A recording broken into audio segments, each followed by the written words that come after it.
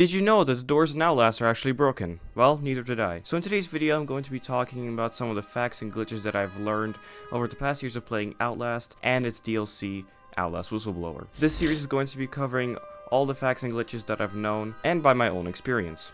These will range from simple facts to gameplay glitches and much more. So if you guys do happen to like this video, then why not subscribe as well as turn on the post notifications to never miss out on an awesome upload like this, and also just like the video. So yeah, let's get right into it. Let's go. Let's start with something simple. This speedrun strat is known as door clipping and can be easily performed by holding the left mouse button to pre-open the door using S and then letting go of the mouse as soon as you press W. In some way, this will confuse the game by making the door appear closed although you pass right through it. The same concept applies to push doors. Instead of using S first, you'll use W to pre-open it, and then it comes time to let go of the mouse just as you tap S. The door in which you clip through will remain without collision until you open it.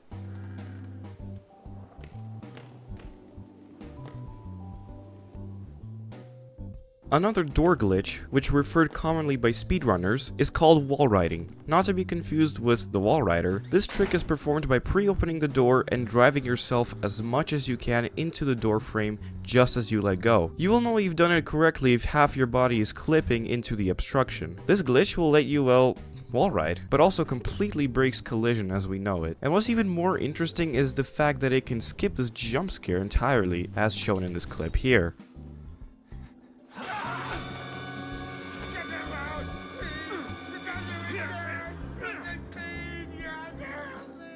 Door hopping can be achieved if you pre-open the door on yourself and tapping S just as you jump back and forth to get on top of the door. Because of this, a lot of the walls above the door seize collision, making it entirely accessible, which also means you can skip some parts.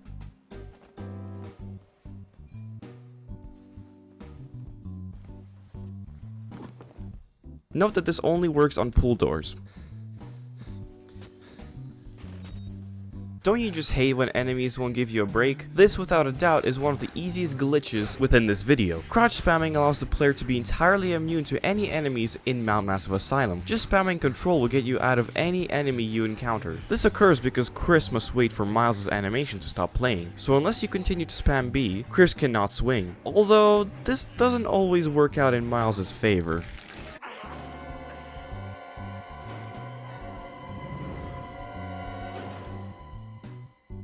You probably don't know about this game-breaking glitch, but to spawn 2 Eddie Gluskins, you must first activate him walking down the hallway. Just as he is on the way, lodge yourself as much as you can in between the wall and these lockers. If done correctly, Gluskin should pick you up and throw you down, giving you a little window to get by him. Not what you're meant to be. Not yet. This place can see into your mind. And the things you've done. Because we aren't meant to go past him here, the other Eddie Gluskin spawns as part of the script if you hear him going down the elevator.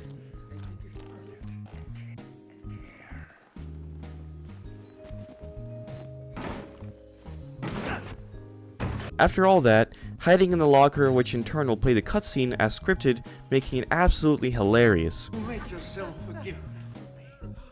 A delicacy to be unwrapped and unwrapped again. Vulgar.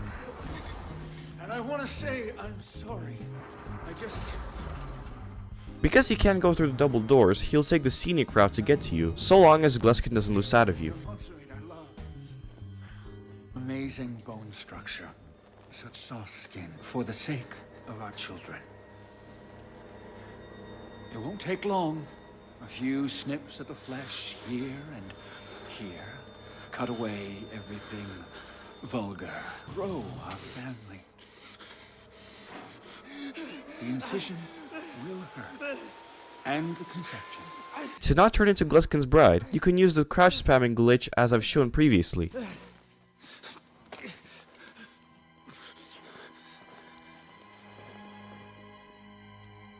Because Gluskin has opened the door for us, we can actually go back and repeat the cutscene again, by hiding in the locker. Just make sure that this door here is open, otherwise, you cannot repeat the cutscene. This, however, will completely break all the assets that were originally used in this cutscene. You can watch through this cutscene as many times as you want, so long as you don't die.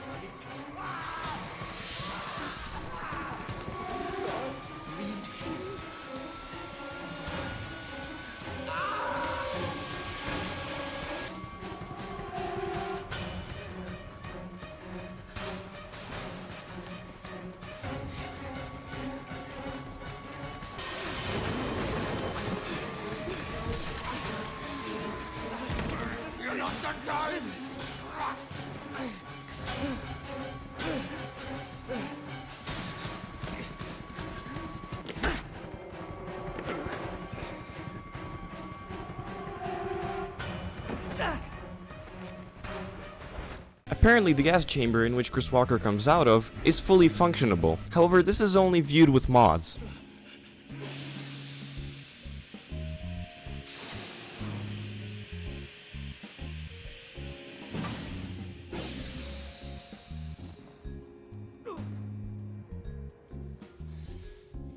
You can even take damage and die within this chamber, either via suffocation from the gas or burning of the fire, which makes me believe that this gas chamber was supposed to be used in the base game but was cut. What do you guys think?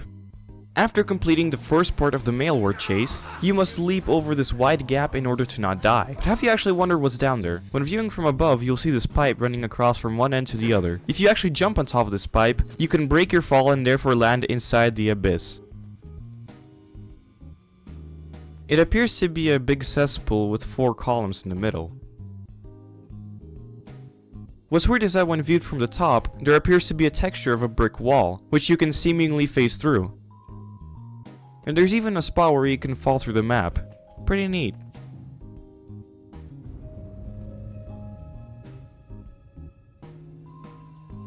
In some instances, if you peek around a corner and then press W, you can actually clip through the wall and in turn will deload the entire level, making you fall through as shown in this clip here. But this doesn't always happen. You see, in order to achieve this, you have to have an obstruction in front of you.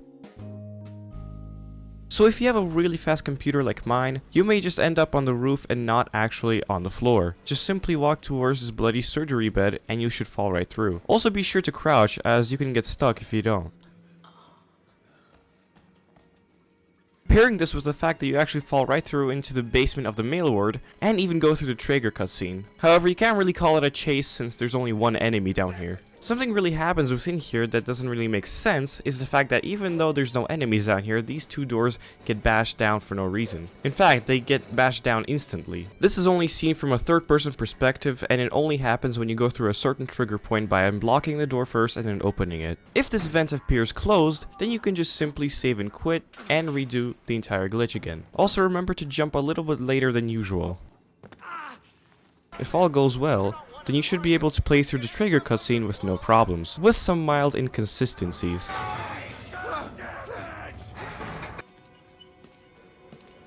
So, go ahead, I'll wait here. Go on, run free.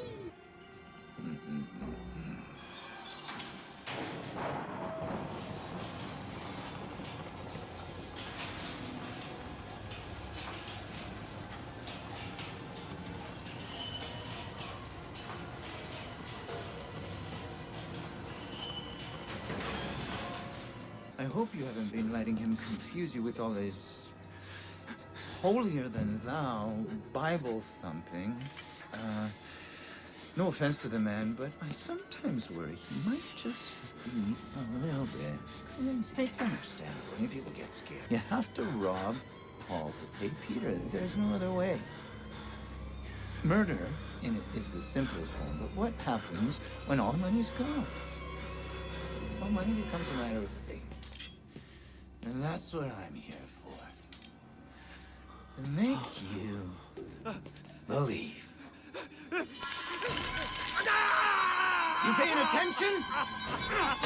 This thing is gonna sell itself.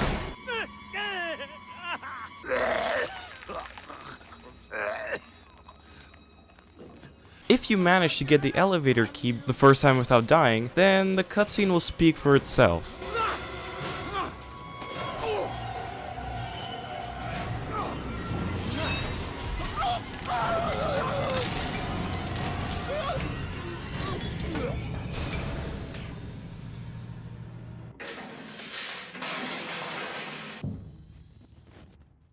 This brick wall at the front of the administration block has collision, as expected. However, this is not the case within the Whistleblower DLC.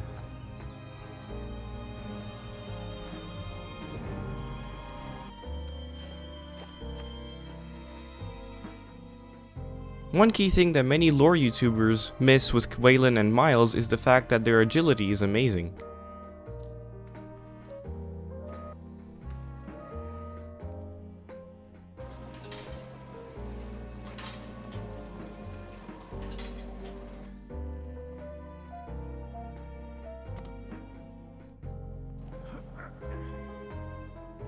So yeah, that's about all I have for today. If you guys did happen to like this video and you would like to see more of it, then why not subscribe, as well as turn on post notifications, never miss out on an awesome upload like this. Be sure to like the video as well and comment if you have any suggestions on what else I should do. With that out of the way, I will now present you guys the outro. Goodbye for now.